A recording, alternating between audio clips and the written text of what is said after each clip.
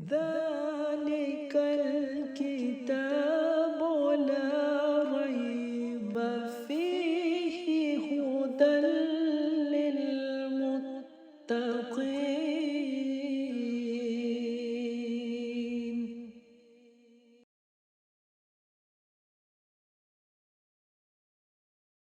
أعوذ بالله من الشيطان الرجيم.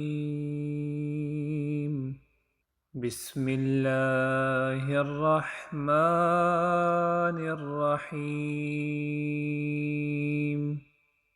ما جاء بالحسنة فله عشر أمثالها وما جاء بالسيئة فلا يجزى إلا مثلها وهم لا يظلمون. قل إنني هداني ربي إلى صراط مستقيم دينا قيما ملة إبراهيم حنيفا وما كان من المشركين.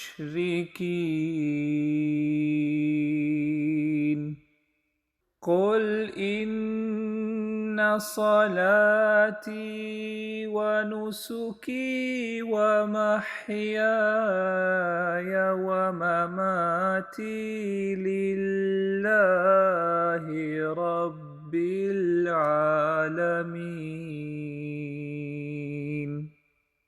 لا شريك له وبذلك أمرت وأنا أول المسلمين.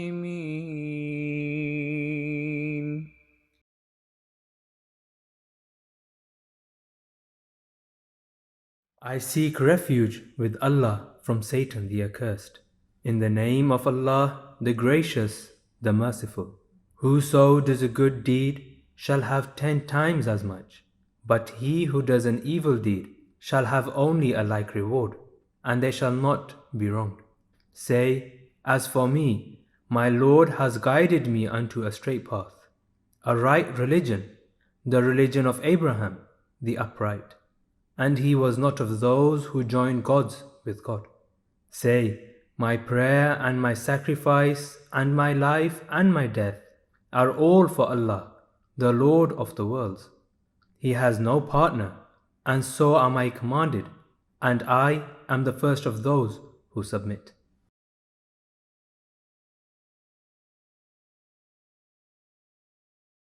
أعوذ بالله من الشيطان الرجيم بسم الله الرحمن الرحيم Assalamu alaikum wa rahmatullahi wa barakatuh.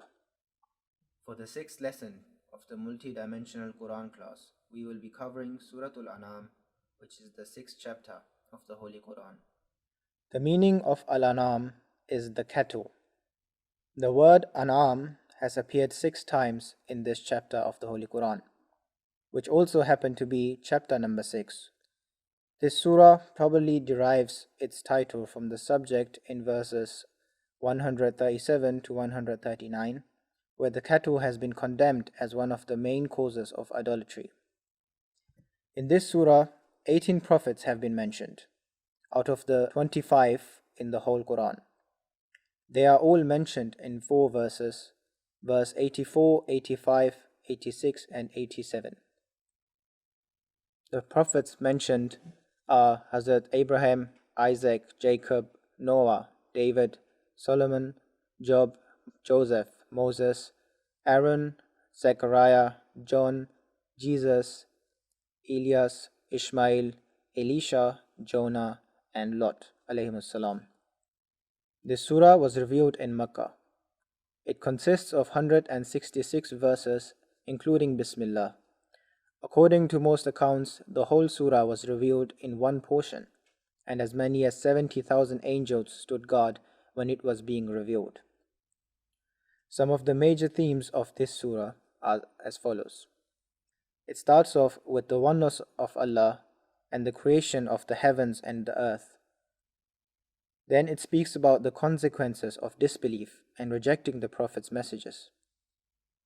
Then the refutation of polytheism and again the oneness of Allah Almighty is mentioned. After that, the story of Hazrat Ibrahim alayhi salam, where he preached to his people that the sun, moon and the stars which they worship have no power to help them. They appear sometimes and sometimes they vanish. After that, prophets have been mentioned and God has commanded to follow their example and obey them. Then Allah's judgment and the truth. After that, there's some commandments about food and animals. And towards the end of the chapter, there's other various commandments. Now we will look at some selected verses in Surah Al-An'am. And with him are the keys of the unseen. None knows them but he. And he knows whatsoever is in the land and in the sea. And there falls not a leaf, but he knows it. Nor is there a grain in the darkness of the earth, nor anything green or dry, but is recorded in a clear book. This verse gives reason why the work of punishment must remain in the hands of God. Reason being that none but he knows the secrets of men's hearts, and therefore he alone is in a position to punish. Say, I do not say to you, I possess the treasures of Allah, nor do I know the unseen, nor do I say to you, I am an angel. I follow only that which is revealed to me. Say, can a blind man and one who sees be alike? Will you not then reflect? Hazrat Abdullah radiallahu anhu narrated that the Messenger of Allah sallallahu alaihi wasallam said that the keys of the unseen are 5. Verily, with Allah alone is the knowledge of the hour, meaning the day of judgment. He sends down the rain and knows what is in the wombs. No soul knows what it will earn tomorrow, and no soul knows in what land it will die. Verily, Allah is all-knowing, all-aware.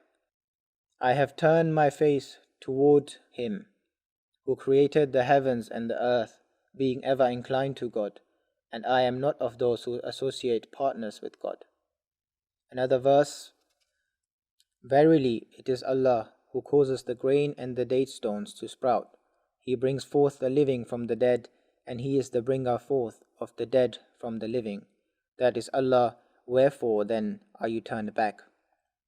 Hazrat Khalifatul Masih Rabi, may Allah have mercy on him, has derived a very intellectual point from this verse. Zu says that this surah repeatedly talks about the prophets and the descent of the guiding light. All seeds and fruits are brought forth from foliage, which is produced from chlorophyll, and scientists have failed to find any evolutionary stages in it, as it is an extremely complex chemical. Chlorophyll is required in the very inception of life. However, it is still a mystery through which evolutionary stages chlorophyll came into being. The remarkable point to be noted is that chlorophyll makes life with the help of light and not fire. Similarly, the prophets are that guiding light which is necessary for the spiritual life to sprout and flourish. Another well-known verse, eyes cannot reach Him, but He reaches the eyes, and He is the incomprehensible, the all-aware.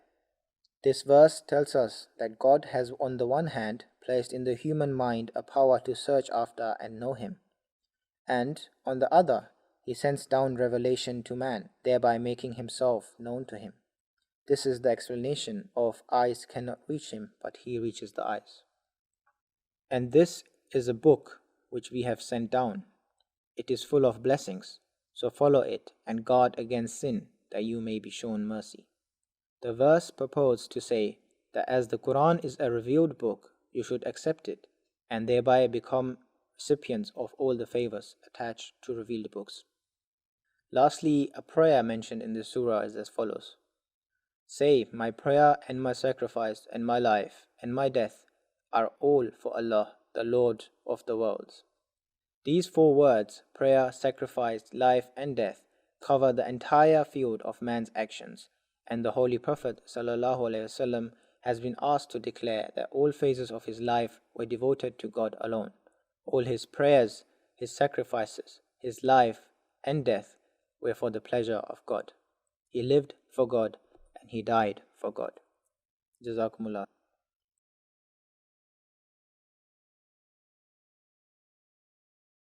أعوذ بالله من الشيطان الرجيم بسم الله الرحمن الرحيم.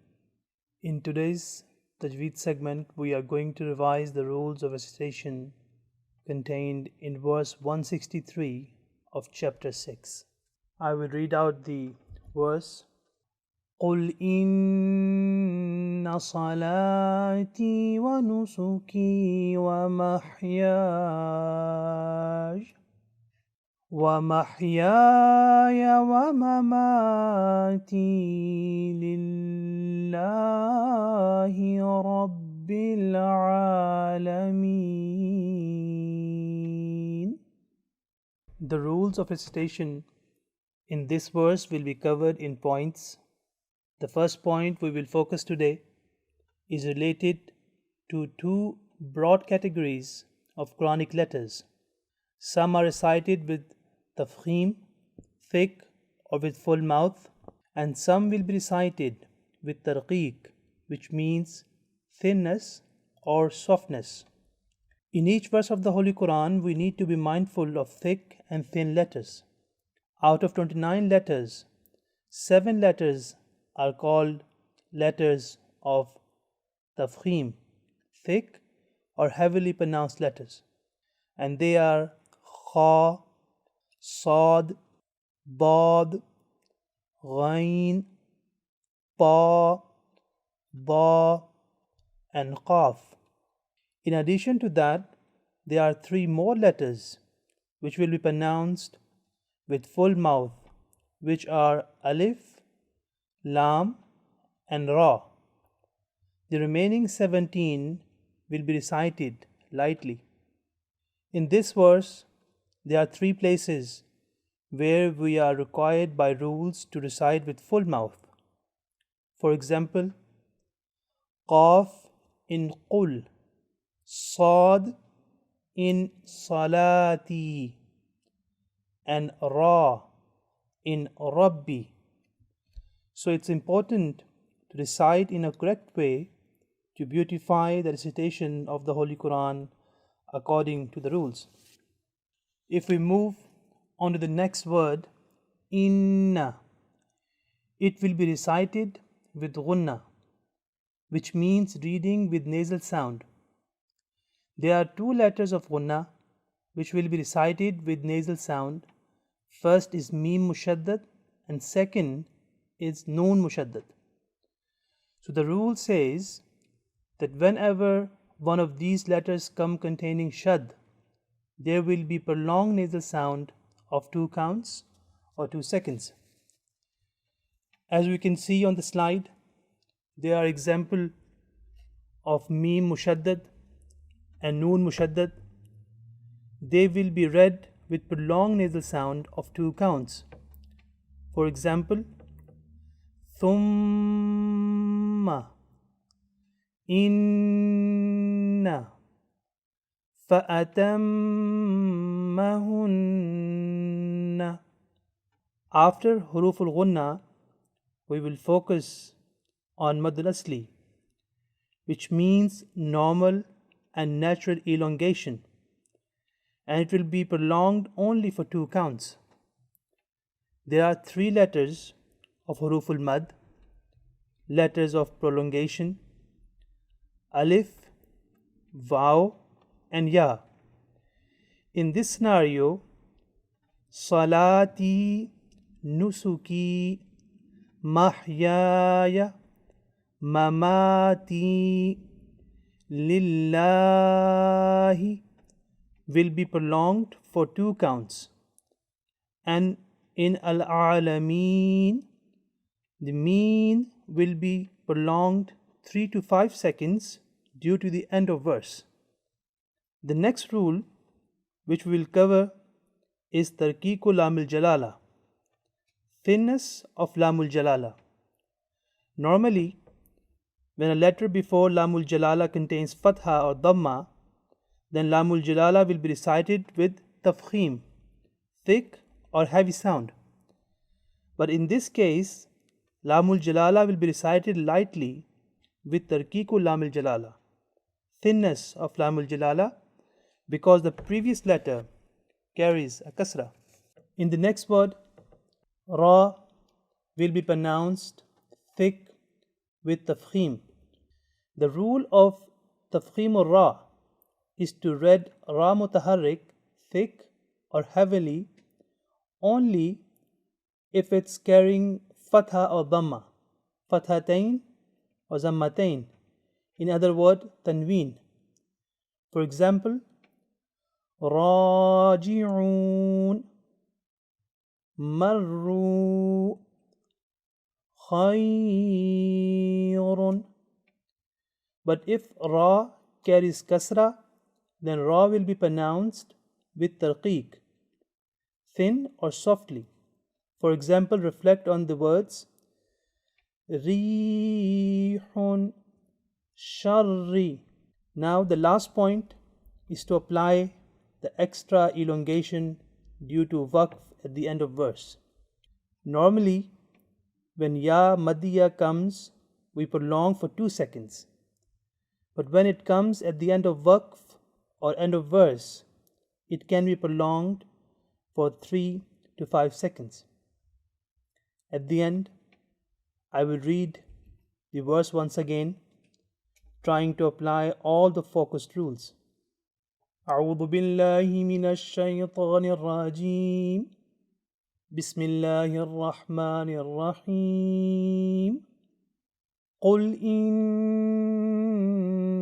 صلاتي ونسكي ومحياي ومماتي لله رب العالمين.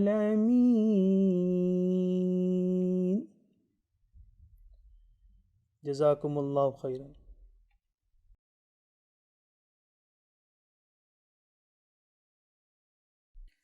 أعوذ بالله من الشيطان الرجيم بسم الله الرحمن الرحيم.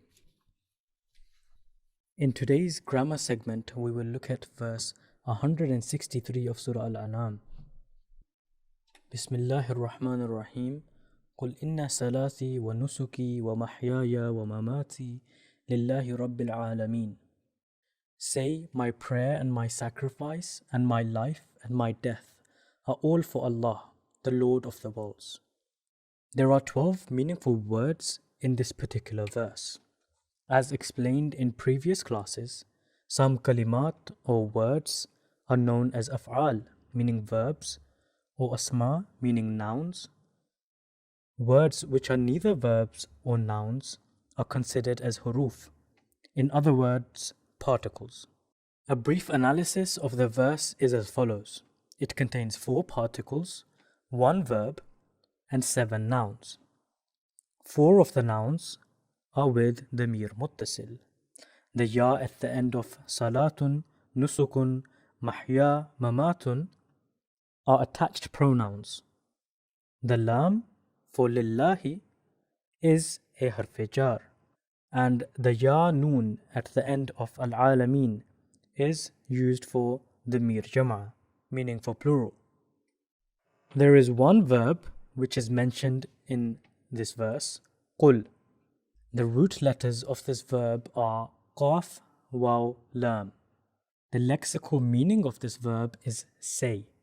The active participle or fa'ilun of this verb is qa'ilun. The grammatical analysis of this verb is as follows. It is known as fi'l amr, meaning an imperative verb.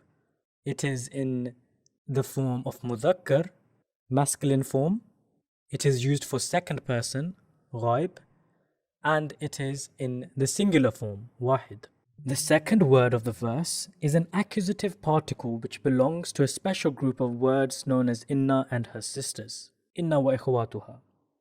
Any ism, meaning noun, that comes after inna or any other forms of inna, such as anna or lakinna, must be mansoob, and for that reason it is also referred as harf nasab. It is also known as harf tawqid, meaning emphasis. There are 7 asma or nouns mentioned in this verse: salatun, nusukun, mahya, mamatun, Allahu, Rabbun, and al-alimu. The word salat has been covered in depth in lesson 2 of the class. The same grammatical rules apply to the next 3 asma, nouns, nusukun, mahya, and mamat. The noun Allah, because of the prefix preposition li, meaning for, the word Allah is in the state of majroor, and instead of lillahu or lillaha, it is lillahi with the sign of kasra. Allah is the name of the Supreme Being, who is the sole possessor of all perfect attributes and is free from all defects. In the Arabic language, this word is never used for any other being or thing. No other language has a distinctive name for the Supreme Being.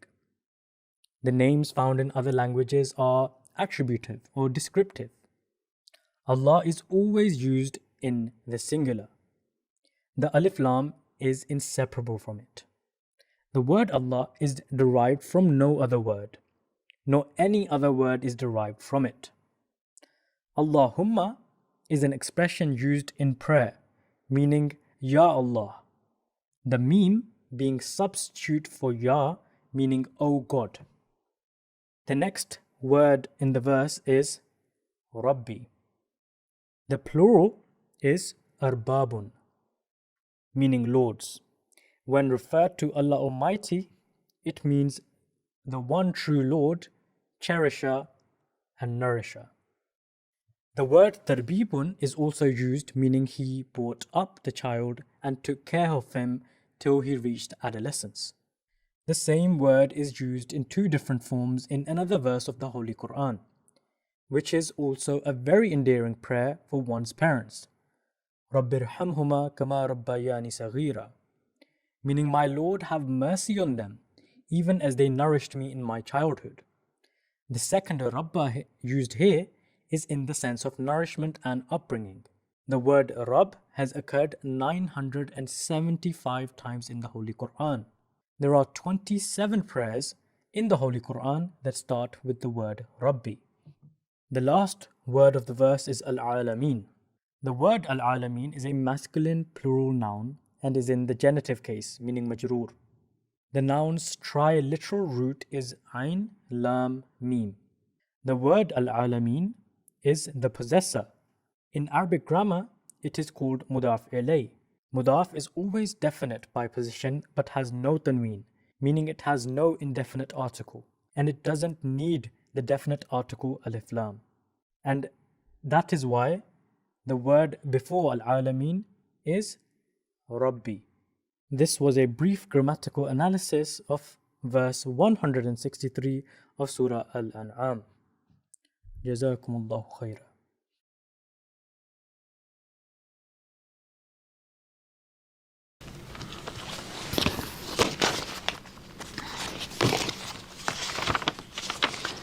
Bismillah ar-Rahman ar-Rahim. This is class 6 and we are going to write Suratul An'am chapter 6.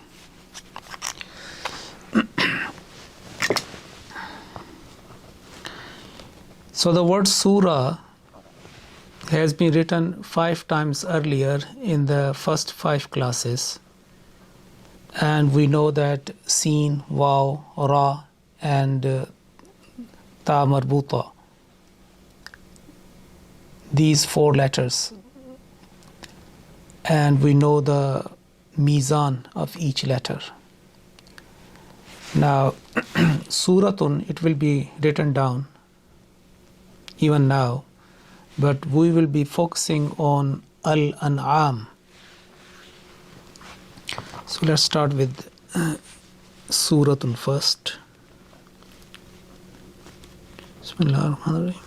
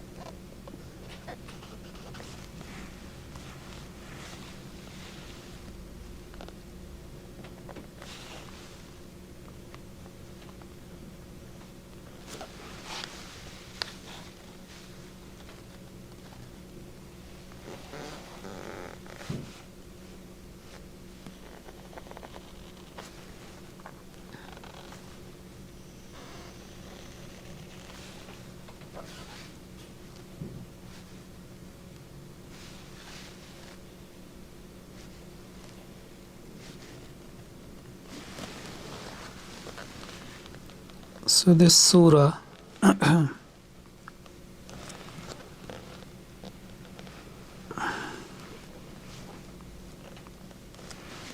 and now Al-An'am. So first of all, Alif,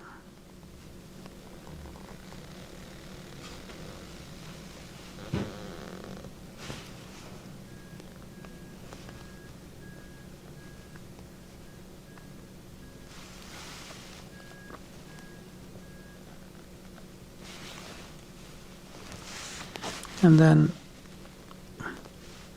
Alif 7 dots and Lam Alif starting from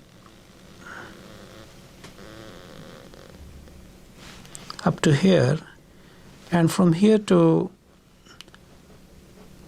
2.5 dots down, approximately. So if this is the a join, you can have 1 and approximately this.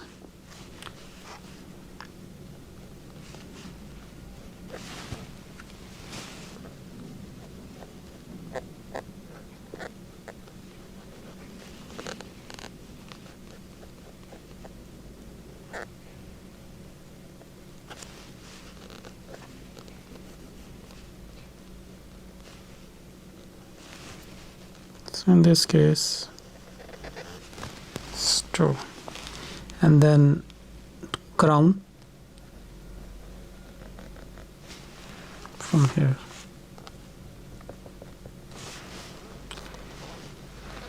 So this is 7 approximately. 1, 2, 3,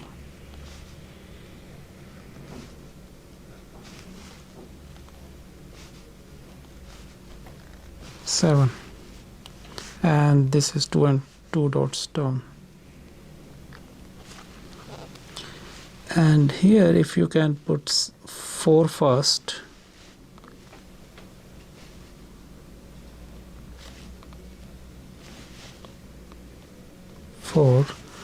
and start from here up to here, this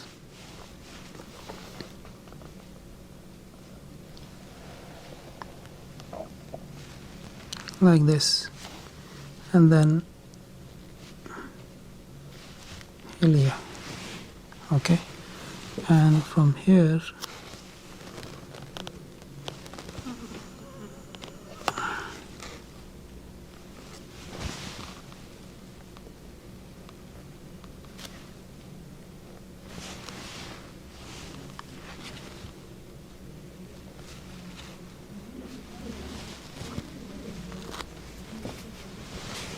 and then noon,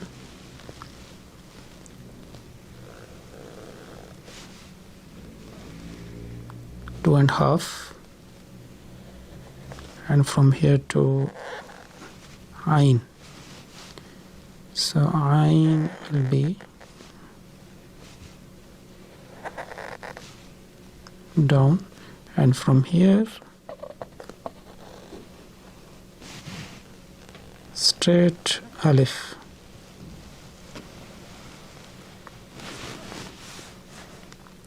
This is Hilya,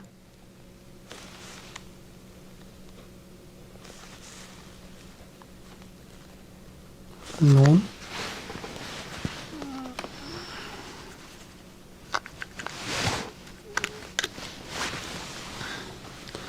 and from here Mim.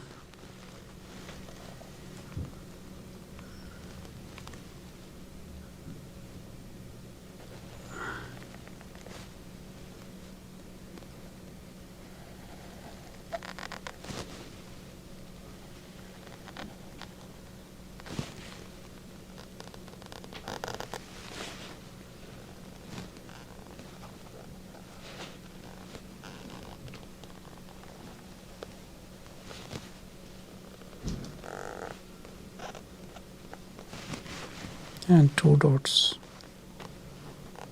inside spacious one, and here this one. So in this case you can see here that this is 1, these are 1.5,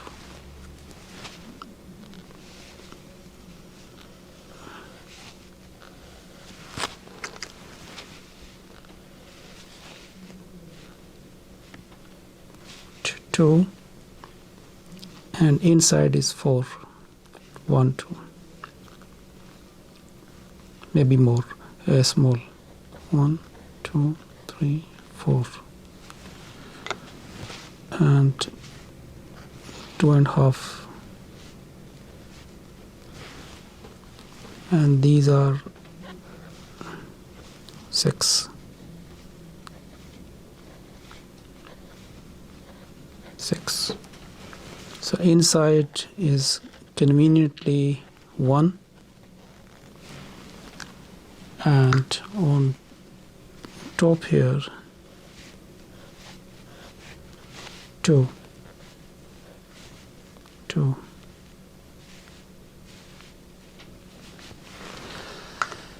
and again this one is 7. First of all, this is 1.5, and then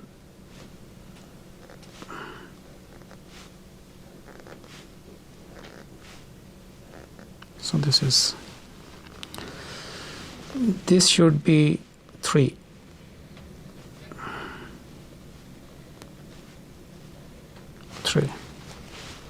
So at least 2 or sometime 2.5 is height, and then 7 altogether, and between this lam first and this alif 4 counts, and a little also, the height this alif is little down, as you can see here. It could be minimum 3 but maximum 4. 3 is also good, but 4 is all right. And as I mentioned that this will be 2.5. 2.5. Now 0.75 or sometime 1 will be okay. So 3/4. And this always, the middle part, mid, ayn, wasati, 3 dots. And this meme, which is, if you draw a line from here, it is a curved inside this curve, and that should be 6 count as well. So 1, 2, 3, 4, 5, and 6. 6 count. And this width is 2 counts. So this is Suratul An'am. Now if we do harakat, tashkilat,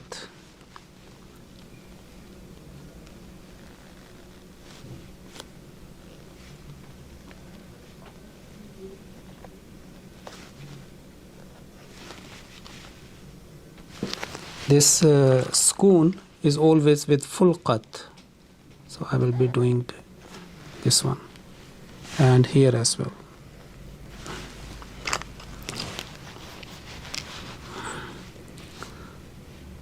Fatha longer, and then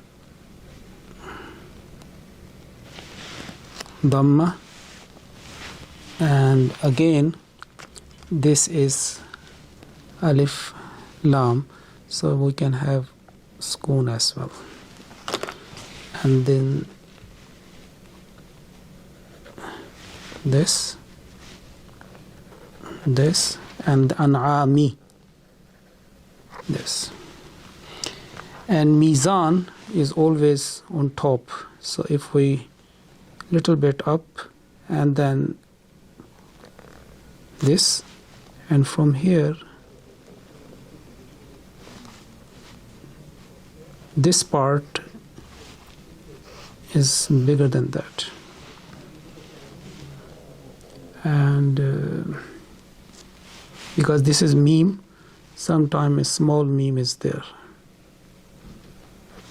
like this. And with sin,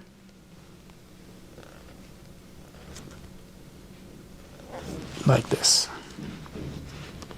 And some other decorative things, tazinat, like this.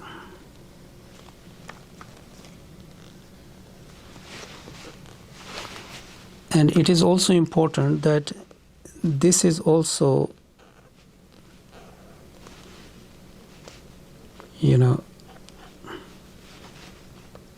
this joint, there should be some space. It's better that if we do that,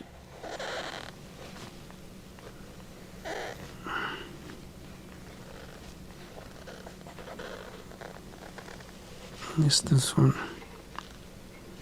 this, okay.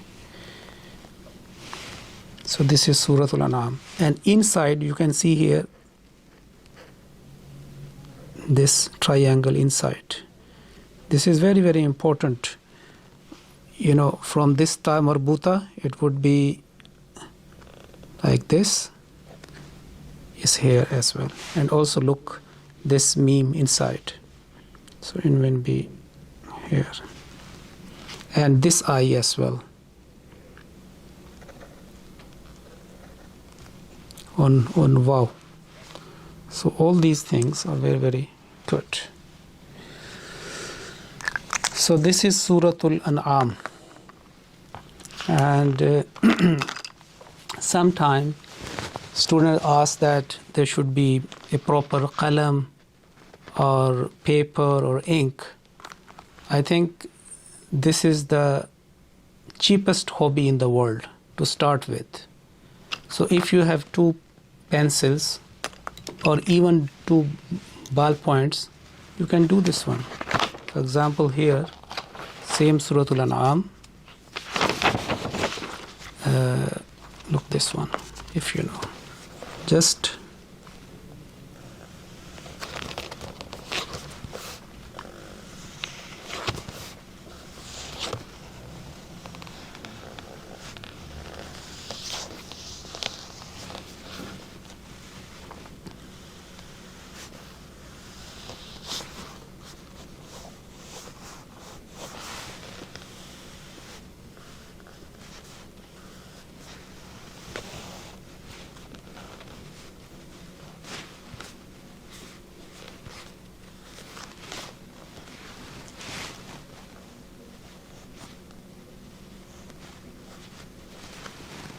okay.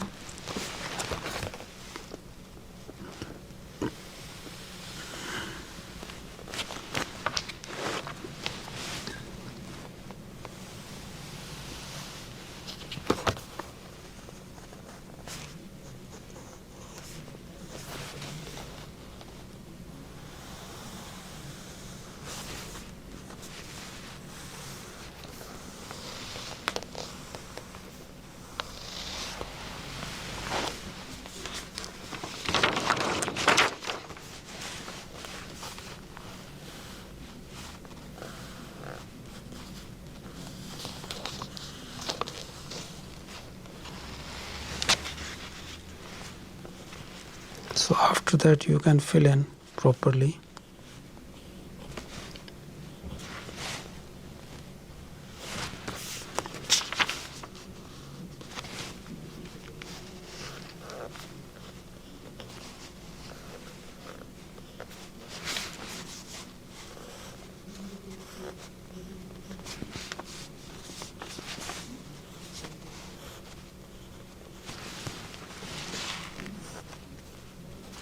Okay, so after that maybe you can fill in with this.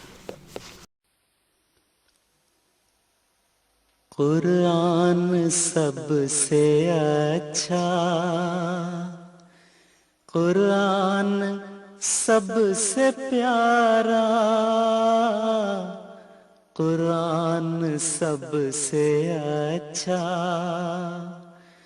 Quran सबसे प्यारा, कुरान दिल की कुव्वत, कुरान है सहारा,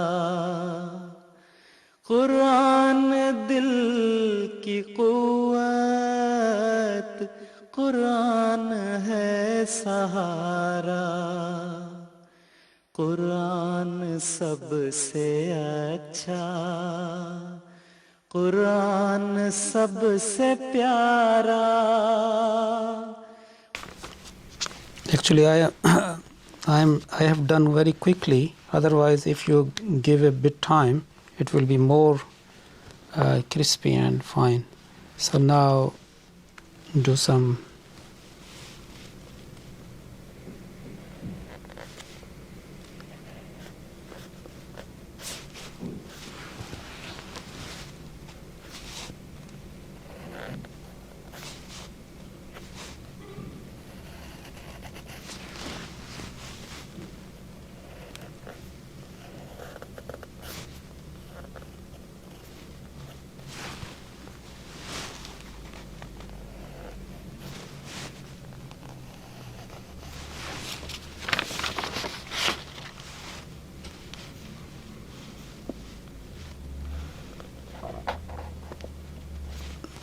This is another spoon, and then this and this. This is Surah Al-An'am. So basically this is also Surah Al-An'am. And this, and now if you want to do that in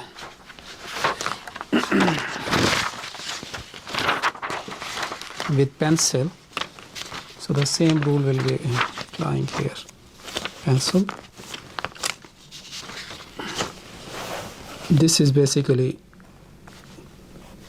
size of a dot, qat, this size. So let's start. Bismillahirrahmanirrahim.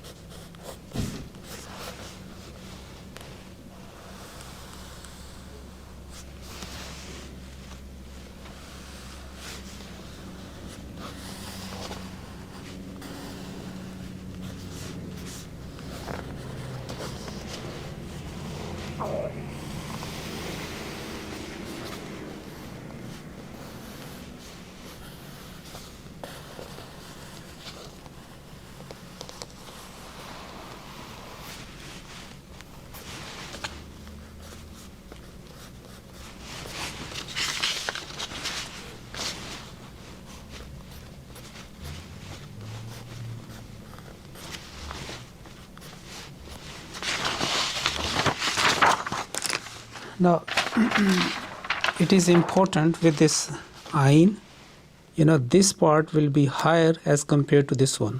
So if you draw a line is look, this one bit down here.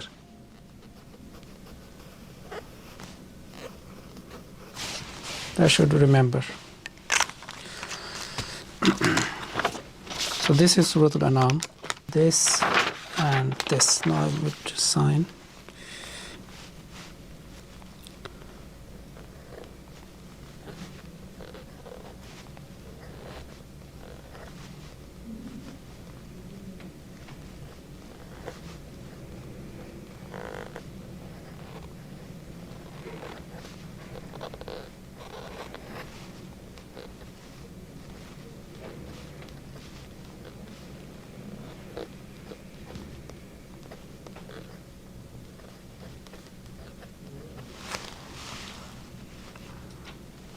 Okay, so that's the sign.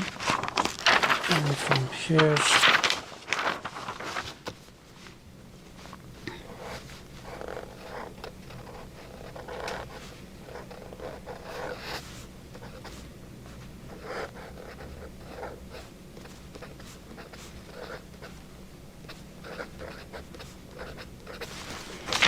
that's this.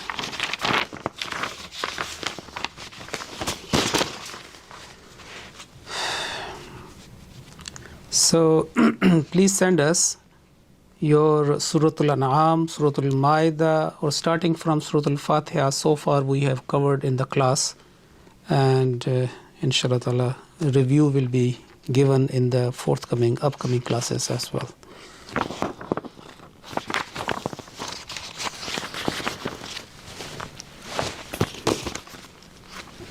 So basically you can write Surah Al-Fatiha, Surah Al-Baqarah, Surah Al-Imran, Surah Al-Imran, and then Ma'idah, and after that Surah Al-An'am. Assalamu alaikum wa rahmatullah.